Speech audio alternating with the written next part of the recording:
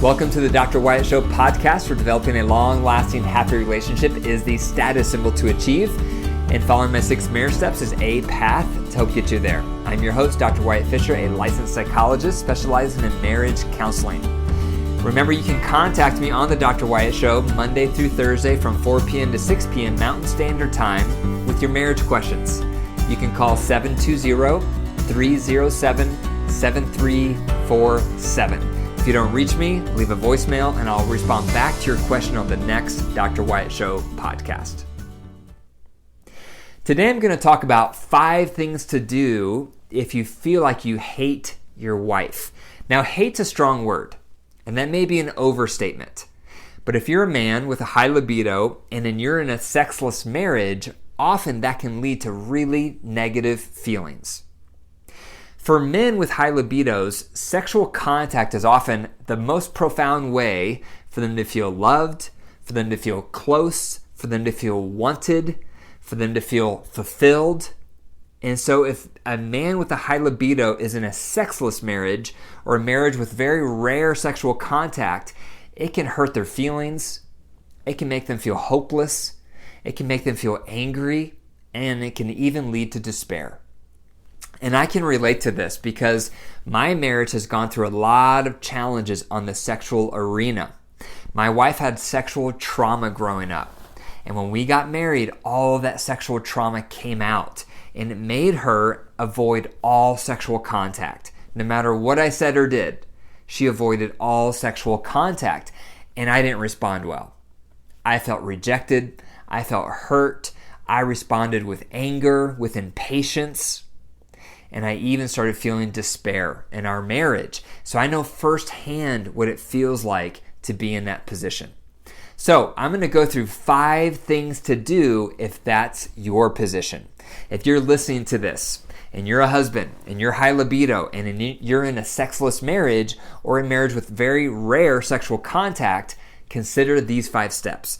Number 1, you have to work through resentments. Your wife may have resentments toward you, and those resentments might be one of the reasons she's not open to sexual contact. Maybe she has resentment on your parenting style. Maybe she has resentment on how you manage money. Maybe she has resentment on the lack of sharing power in your marriage. Who knows? You have to talk to her about this. Ask her, do you have areas of resentment toward me? If she says yes, go to my website and look for the Reunite tool. The Reunite tool is a method to help couples work through resentments. You got to work through them because those create barriers in her heart and her body is unable to follow. The second thing to consider is provide affection. Most women need and want affection. Don't just touch her when you want sexual contact.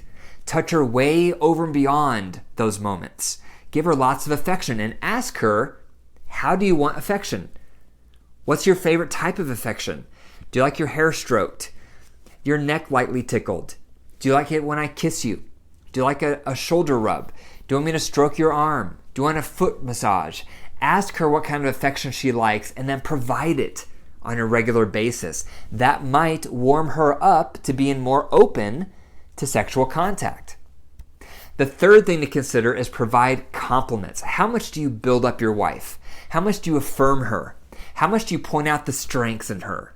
Consider her appearance, her traits, and her actions. So what about her appearance do you love? Compliment her on it. What about her traits? Maybe she's really sweet-natured. Maybe she has a real servant's heart. Maybe she's excellent as a mother. Compliment her on it. What about her actions? Maybe she just helped you out with something. Compliment her on it. Maybe she just responded to your difficult teenager well. Compliment her on it. Your wife needs to hear affirmations. That will help her feel more positive toward you, which may make her more open to sexual contact. Try to compliment her at least once a day. Fourth, you need to provide closeness, emotional closeness. Most likely, your wife wants to feel emotionally connected with you. I recommend going to my website and looking for the head heart check. Look under marriage tools and then look for the head heart check. It will show you how to nurture emotional closeness. So once a day, you go to your wife and you say, what's been on your head and heart? The head is the agenda, everything she did. The heart is everything she felt throughout the day and why. And then you share the same thing.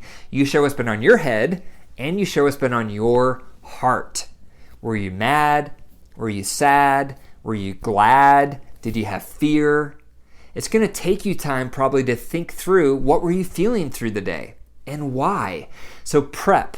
Spend some time prepping on those emotional things to consolidate them so that you can share them during the head heart check. Because emotional closeness is not just listening to your wife vent.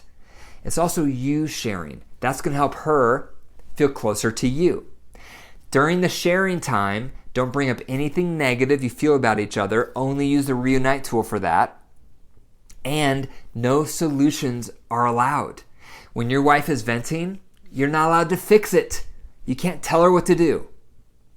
All you can do is provide empathy, such as, that sucks. No wonder you feel that way. It makes sense you would feel that. Those are empathy statements. Your wife wants to hear that. That will make her feel like you have her back. When she feels close emotionally, that will open her up physically. The fifth thing to consider is become a sensitive lover. Are you a sensitive lover? What does that mean? It means you're constantly checking in with your wife when you're having sexual contact. What does she want more of? What does she want less of? What does she like? What does she not like? Focus on her. Focus on her receiving pleasure. Focus on her having a good experience, not focusing on you. Most guys approach sexual contact with what's going to feel good to them. Instead, focus primarily on what's going to be good for her. Because if she's enjoying herself, you're going to enjoy yourself. And she's going to become more open to sexual contact because she'll start associating it with you being a sensitive lover. So, if you're in a sexless marriage, it's hurting your feelings. It's making you feel hopeless. It's making you feel angry. You may even have some hatred. Consider those 5 things. Number 1, work through resentments. Number 2, provide affection. Number 3, provide compliments. Number 4, provide closeness. And number 5, become a sensitive lover. If you need help with any of these steps, go to my website, look for a relationship coach, and consider working with one of my relationship coaches. They are trained in all of these tools. They can help you and your wife develop a more successful relationship. Thank you for listening to the Dr. Wyatt Show podcast. If you enjoyed the show today, be sure to click the 5 stars and leave a review. If this podcast has made a positive impact on your marriage, be sure to send me an email, info@drwyattfisher.com. And I would love to have you on the podcast so other people can hear your story and be inspired by your journey. Remember, your marriage is alive. So if you nurture it and care for it, it can heal and grow. You can fall back in love. But if you neglect your marriage and you deprive it, it will wilt and die. The choice is up to you. Take care.